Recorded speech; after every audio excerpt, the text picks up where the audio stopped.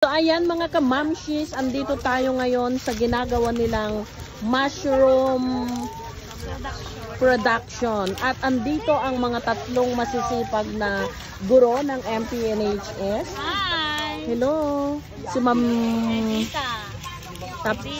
si Ma'am Riza, Ma'am Richelle, at Ma'am Christine. Ayan. So sila ang magagaling daw sa paggawa ng mushroom. Tignan natin, aabangan natin ang kanilang gawa.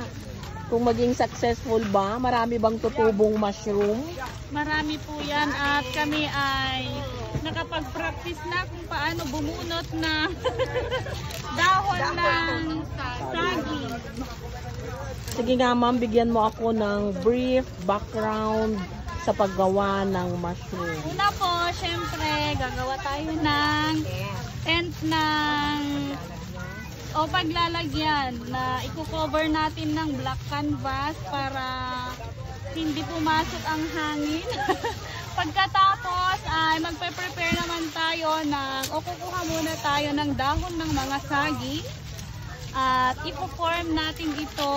Pagkatapos ay ibabad natin ng magdamag sa tubig para magkaroon ng sisidlan ng bunga ang mushroom na gagawin natin.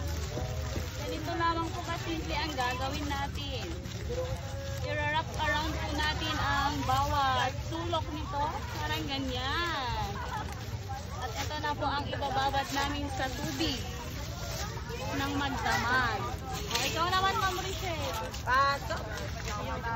Ikaw naman, Ma'am Richelle? Pagod na ako. Pagod ka na? Yes. Si Ma'am Christine? Pagod na rin po. Pagod ka na rin? Huwag tayong mapagod. Ilagay niyo doon sa mataas na bulkan.